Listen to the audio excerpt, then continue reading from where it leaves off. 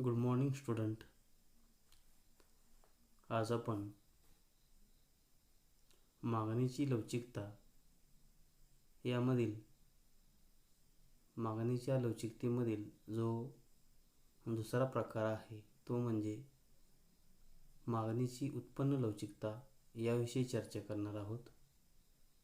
त्याचबरोबर छेदक लवचिकता आणि पर्यायता लवचिकता किंवा प्रतिस्थापन लवचिकता याविषयी चर्चा करणार आहोत. मागील लेक्चरमध्ये आपण मागणीची लवचिकता म्हणजे काय, त्याचबरोबर त्यामधील पहिला जो प्रकार होता किंमत लवचिकता याविषयी आपण चर्चा केली. यामध्ये किंमत लवचिकतेमध्ये आपण पाहिले की किमतीतील बदलाचा मागणीवर कशा प्रकारे परिणाम होतो आणि मागणीमध्ये कशा प्रकारचे बदल होतात आणि त्यामुळे वस्तूची किंमत आणि मागणी यांच्यामध्ये जो परस्पर संबंध आहे तो लवचिकतेच्या साहाय्याने आपण पाहिलेला आहे. किमतीबरोबरच जे इतर घटक आहेत त्यांचाही मागणीवर परिणाम होत असतो आणि त्यामधीलच एक महत्त्वपूर्ण घटक म्हणजे उत्पन्न हा घटक होय. उत्पन्नातील बदलाचा परिणाम वस्तूच्या मागणीवर होत असतो आणि त्यामुळे या ठिकाणी उत्पन्न लवचिकतेची संकल्पना महत्त्वपूर्ण असलेली आपल्याला दिसून येते. यामध्ये उत्पन्नात होणारा सापेक्ष बदल व त्यामुळे मागणीत होणारा सापेक्ष बदल यांचे प्रमाण म्हणजे उत्पन्न लवचिकता होय. उत्पन्न लवचिकता मोजण्याचे जे सूत्र आहे ते म्हणजे मागणीतील प्रमाणशीर बदल भागिले उत्पन्नातील प्रमाणशीर बदल. म्हणजेच मागणीतील प्रमाणशीर जे बदल होतात त्याला उत्पन्नातील प्रमाणशीर बदलाने भागले असता उत्पन्न लवचिकता आपल्याला प्राप्त होत असते. उत्पन्न लवचिकतेची जी व्याख्या केलेली आहे ती म्हणजे मागणीतील शेकडा बदलाचे उत्पन्नातील शेकडा बदलाशी असलेले प्रमाण म्हणजे मागणीची उत्पन्न लवचिकता होय. म्हणजेच उत्पन्नातील बदलाचा मागणीवर जो परिणाम होत असतो आणि त्यांचे जे प्रमाण आहे त्यालाच उत्पन्न लवचिकता असं म्हटलं जात असतं. जसं किंमत लवचिकतेमध्ये किमतीतील बदलामुळे मागणीमध्ये बदल घडून येत होते, त्याचप्रमाणे उत्पन्नातील बदलामुळे सुद्धा वस्तूच्या मागणीमध्ये बदल घडून येत असतात आणि त्याचे मापन करण्याचे काम उत्पन्न लवचिकतेच्या साहाय्याने केले जात असते. उदाहरणार्थ एखाद्या उपभोक्त्याचे उत्पन्न दरमहा 500 रुपये असताना साखरेची मागणी 20 किलो आहे. उत्पन्नात वाढ झाल्यानंतर उपभोक्त्याचे उत्पन्न वाढून ते 10,000 रुपये झाल्यास साखरेची मागणी 40 किलोने वाढली तर मागणीची लवचिकता ही 1 येईल. म्हणजेच मागणीची लवचिकता ही धनात्मक असलेली आपल्याला दिसून येते. अशा प्रकारे उत्पन्नातील बदलाचा परिणाम वस्तूच्या मागणीवर होत असतो आणि त्यामुळे उत्पन्न लवचिकता ही संकल्पना महत्त्वपूर्ण असलेली आपल्याला दिसून येत असते. उत्पन्नातील शेकडा बदल व मागणीतील शेकडा बदल समान असल्यास उत्पन्न लवचिकता ही 1 असते. जर मागणीतील शेकडा बदल जास्त असेल तर उत्पन्न लवचिकता 1पेक्षा जास्त असते. याउलट मागणीतील शेकडा बदल हा उत्पन्नातील शेकडा बदलापेक्षा कमी असल्यास उत्पन्न लवचिकता ही 1पेक्षा कमी असते. सर्वसाधारणपणे ज्या उपभोग्य वस्तू असतात त्यांची उत्पन्न लवचिकता ही धनात्मक असते, परंतु ज्या कनिष्ठ वस्तू आहेत म्हणजेच गिफिन वस्तू आहेत त्यांची उत्पन्न लवचिकता ही ऋणात्मक असलेली आपल्याला दिसून येते. यानंतर आपण उत्पन्न लवचिकतेचे जे प्रमुख 5 उपप्रकार आहेत त्याविषयी आपल्याला चर्चा करायची आहे. यामध्ये पहिला जो उत्पन्न लवचिकतेचा प्रकार जो आहे तो म्हणजे संपूर्ण लवचिक मागणी.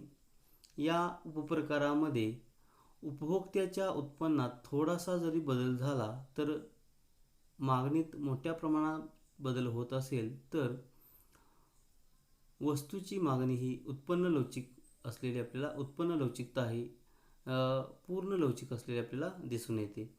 म्हणजे उपभोक्त्याच्या उत्पन्नात छोटासा बदल मागणीवर प्रचंड परिणाम घडवून आणत असतो आणि त्यामुळे मागणी पूर्णपणे लवचिक बनलेली आपल्याला दिसून येते असते. बाजूच्या आकृतीमध्ये अय अक्षावर उत्पन्न दर्शवलेले आहे. अक्ष अक्षावर मागणी दर्शवलेली आहे. म1 हा जो वक्र आहे तो अक्ष अक्षाला समांतर असलेला आपल्याला दिसून येतो आणि याचे प्रमुख कारण म्हणजे मागणीतील उत्पन्नातील थोड्याशा बदलामुळे मागणीत प्रचंड बदल झाल्यामुळे हा वक्र अक्ष अक्षाला समांतर झालेला आहे. म्हणजे त्या वस्तूची मागणी पूर्णपणे लवचिक झालेली आपल्याला दिसून येते. अशा प्रकारे उत्पन्नातील छोटासा बदल मागणीवर प्रचंड प्रमाणात परिणाम घडवून आणत असतो आणि त्यामुळे मागणी त्या वस्तूची ही पूर्णपणे लवचिक होत असते. उदाहरणार्थ आपण पाहिल्यास उपभोक्त्याच्या उत्पन्नात काही एक समजा 500 रुपयाची वाढ झाली तर त्याच्या उत्पन्नात वाढीमुळे जर वस्तूंची मागणी उपभोगी वस्तूंची मागणी अनेक पटीने वाढत असेल तर वस्तूची त्याला पूर्ण लवचिक मागणी असं म्हटलं जात असतं आणि त्यामुळे मागणी वक्र जो आहे तो अक्ष अक्षाला समांतर असले आपल्याला दिसून येतो. त्यानंतर दुसरा जो उपप्रकार आहे तो म्हणजे संपूर्ण अलवचिक मागणी. या प्रकारामध्ये उपभोक्त्याच्या उत्पन्नात कितीही मोठा बदल झाला तरी मागणीवर काहीच परिणाम घडून येत नाही किंवा मागणी कमी प्रमाणात बदलते. अशा प्रकारे जी स्थिती असते त्यावेळी मागणी ही त्या वस्तूची पूर्ण अलवचिक असलेली आपल्याला दिसून येते. म्हणजे उपभोक्त्याच्या उत्पन्नाचा मागणीवर कुठल्याही प्रकारचा परिणाम होत नाही. मागणी ही स्थिर राहते आणि त्यामुळे मागणी वक्र हा अय अक्षाला समांतर असतो आणि त्यामुळे त्याला संपूर्ण अलवचिक मागणी असं म्हटलेलं आपल्याला दिसून येते. बाजूच्या आकृतीमध्ये म1 हा जो वक्र आहे तो अय अक्षाला समांतर असलेला आपल्याला दिसून येतो. म्हणजेच या ठिकाणी वस्तूची मागणी ही पूर्णपणे अलवचिक असलेली आपल्याला दिसून येते. कारण जरी उपभोक्त्याचे उत्पन्न बदलले तरी उपभोक्त्याच्या मागणीमध्ये मात्र काहीच बदल घडून येत नाही. मागणी ही स्थिर असलेली आपल्याला दिसून येते. अशा प्रकारे हा दुसरा उत्पन्न लवचिकतेमधला उपप्रकार आपण पाहिलेला आहे.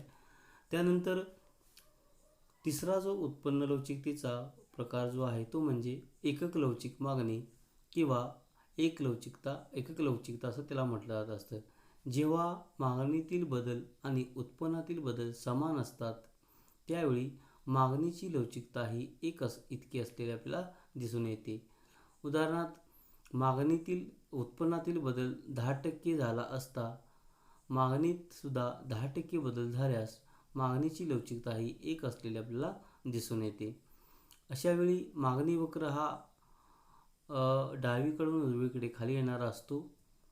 बाजूच्या आकृतीमध्ये अय अक्षावर उत्पन्न अक्ष अक्षावर मागणी दर्शवलेली आहे आणि म1 हा मागणी वक्र दर्शवलेला आपल्याला दिसून येतो. सुरुवातीला अक उत्पन्न असताना मागणी अब एवढी असलेली आपल्याला दिसून येते. उत्पन्नात वाढ झाल्यानंतर मागणी सुद्धा अब1 एवढी वाढलेली आपल्याला दिसून येते. म्हणजे मागणीमध्ये वाढ झालेली आपल्याला दिसून येते. उत्पन्नातील वाढीबरोबर मागणी सुद्धा वाढलेली आपल्याला दिसून येते. या ठिकाणी मागणी उत्पन्नात वाढ झाल्यामुळे मागणी सुद्धा वाढ झालेली आहे, परंतु उत्पन्नातील वाढ आणि मागणीतील वाढ ही समान असल्यामुळे उत्पन्न लवचिकता ही एक असलेली आपल्याला दिसून येते. अशा प्रकारे जेव्हा मागणी व उत्पन्न यातील बदल समान असतात त्यावेळी उत्पन्न लवचिकता ही एक असलेली आपल्याला दिसून येते. त्यानंतर मागणीच्या उत्पन्न लवचिकतेमधील चौथा जो उपप्रकार आहे तो म्हणजे एकापेक्षा जास्त लवचिक मागणी. यामध्ये जेव्हा मागणीतील प्रमाणशीर बदल हे उत्पन्नातील प्रमाणशीर बदलापेक्षा जास्त असतात, त्यावेळी मागणीची लवचिकता ही एकापेक्षा जास्त असते. म्हणजेच उत्पन्नातील बदलापेक्षा मागणी जास्त बदल होतो. उत्पन्नात थोडा बदल झाला असता मागणीत जास्त प्रमाणात बदल झाल्यास मागणीची लवचिकता ही एकापेक्षा जास्त असलेली आपल्याला दिसून येते. उदाहरणार्थ, उत्पन्नात 5% वाढ झाल्यास मागणीतही 10% किंवा 20% मागणी वाढली असता मागणीची उत्पन्न लवचिकता ही एकापेक्षा जास्त असलेली आपल्याला दिसून येते. आणि त्यामुळे मागणी वक्र जो आहे तो डावीकडून उजवीकडे खाली येणार आपल्याला असलेला दिसून येतो. बाजूच्या आकृतीमध्ये अय अक्षावर उत्पन्न, अक्ष अक्षावर मागणी दर्शवलेली आहे. यामध्ये म1 हा जो वक्र आहे तो मागणी वक्र असून तो उत्पन्नातील लवचिकता दर्शवित आहे. यामध्ये ज्यावेळी उत्पन्न अक एवढं असताना मागणी अब एवढी आहे. त्यानंतर उत्पन्नात अब एवढी वाढ झालेली आहे. अक एवढी वाढ झाल्यानंतर मागणीसुद्धा अब एवढी वाढलेली आहे. या ठिकाणी मागणीतील बदल आणि उत्पन्नातील बदल यामध्ये दर्शवलेला आहे. उत्पन्नातील थोडासा बदल झाला असताना मागणीत मोठ्या प्रमाणात बदल झालेला आपल्याला दिसून येतो. हे B1 यावरून आपल्याला स्पष्ट होते. B1 हे अंतर K1 यापेक्षा जास्त असले आपल्याला दिसून येते. म्हणजे उत्पन्नातील थोडासा बदल जरी झाला तरी मागणीत जास्त बदल झालेला आपल्याला दिसून येतो. आणि त्यामुळे मागणी वक्र जो आहे, उत्पन्न लवचिकता जी मागणीची आहे ती एकापेक्षा जास्त असले आपल्याला दिसून येते. अशा प्रकारे उत्पन्नातील थोडासा बदलाचा परिणाम मागणीवरून मागणीमध्ये जास्त बदल होतो, त्यावेळी मागणीची लवचिकता ही एकापेक्षा जास्त असले आपल्याला दिसून येते. उत्पन्न लवचिकतेचा जो 5वा प्रकार आहे, उपप्रकार जो आहे तो म्हणजे एकापेक्षा कमी लवचिक मागणी. जेव्हा मागणीतील प्रमाणशीर बदल हे उत्पन्नातील प्रमाणशीर बदलापेक्षा कमी असतात, त्यावेळी मागणीची उत्पन्न लवचिकता ही एकापेक्षा कमी असलेली आपल्याला दिसून येते. सूत्ररूपाने मागणीची लवचिकता पुढील प्रमाणे उदाहरणाच्या साहाय्याने दाखवलेली आहे. यामध्ये मागणीतील बदल 5% झाला असून उत्पन्नातील बदल 10% आपल्याला झालेला आपल्याला दिसून येतो. या ठिकाणी उत्पन्नातील बदल हे मागणीतील बदलापेक्षा जास्त असल्यामुळे मागणीची लवचिकता ही 0.5 एवढी असली आपल्याला दिसून येते. आणि त्यामुळे मागणीची उत्पन्न लवचिकता ही एकापेक्षा कमी असली आपल्याला दिसून येते. बाजूच्या आकृतीमध्ये अय अक्षावर उत्पन्न दर्शवलेले आहे. अक्ष अक्षावर मागणी दर्शवलेली आहे. M1 हा जो मागणी वक्र आहे तो मागणीची लवचिकता दर्शवत आहे.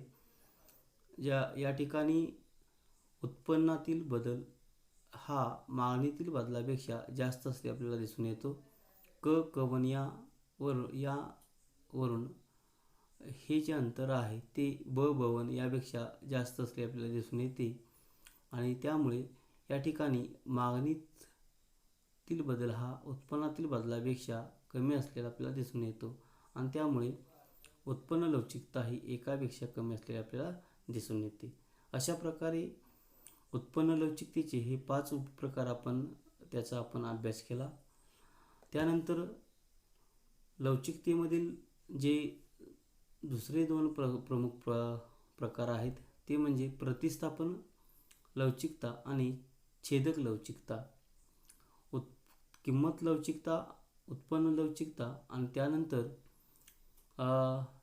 तिसरा जो प्रकार आहे मागणीच्या लवचिकतेचा तो म्हणजे प्रतिस्थापन किंवा पर्यायता लवचिकता. या प्रकारामध्ये एका वस्तूच्या किमतीतील बदलाचा परिणाम तिच्या पर्यायी वस्तूच्या मागणीवर होत असतो आणि त्यामुळे पर्यायतेचा सीमांत दर बदलतो. आणि म्हणून प्रतिस्थापन लवचिकतेचे सूत्र पुढील रूपाने मांडले आपल्याला दिसून येते. प्रतिस्थापन लवचिकता बरोबर दोन वस्तूंच्या गुणोत्तरातील शेकडा बदल भागिले बदलाची वस्तूच्या पर्यायतेच्या सीमांत दरातील शेकडा बदल.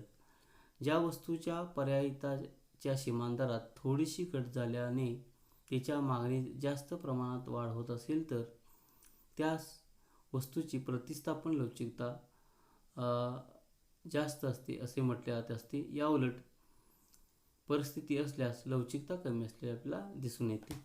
पर्यायिता लवचिकतेच्या या संकल्पनेमध्ये पर्यायी वस्तूंचा जो सीमांत पर्याप्त दर आहे त्यामध्ये थोडीशी घट किंवा वाढ झाल्यास त्याचा पर्यायी वस्तूच्या मागणीवर प्रचंड प्रमाणात बदल होत असतो किंवा तो बदल घडून येत असतो. आणि त्यामुळे या ठिकाणी ही पर्यायिता लवचिकतेची संकल्पना महत्त्वपूर्ण असले आपल्याला दिसून येते. ज्यावेळी पर्यायिता दरामध्ये सीमांत पर्यायिता दरामध्ये थोडासा बदल झाल्यामुळे मागणीत जास्त प्रमाणात वाढ होते त्यावेळी वस्तूची प्रतिस्थापन पर्यायिता लवचिकता जास्त असलेली आपल्याला दिसते. याउलट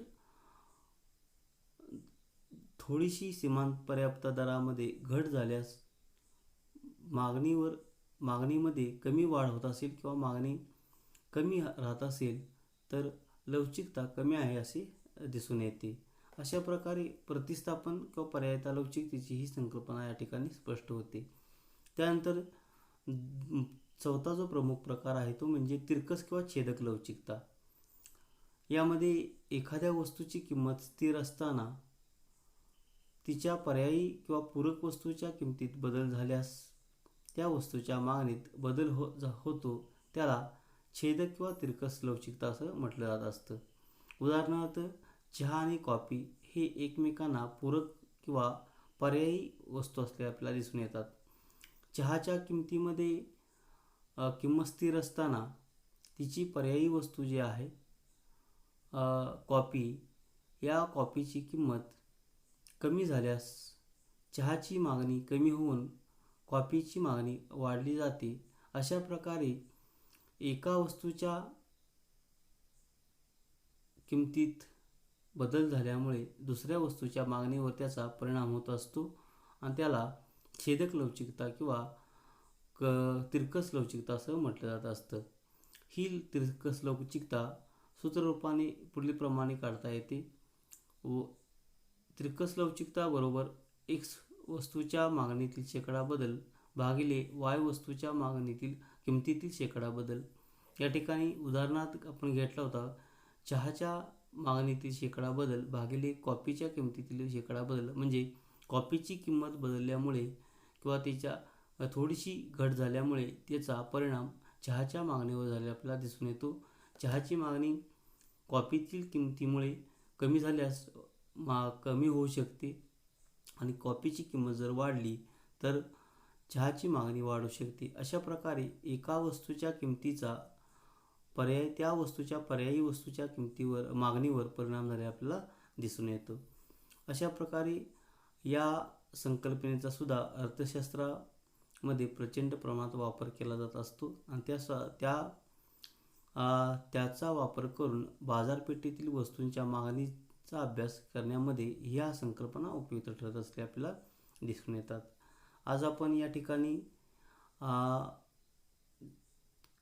वस्तूची मागणीची लवचिकता या संकल्पनेमधील जे 3 प्रमुख प्रकार आहेत त्याविषयी आपण चर्चा केली.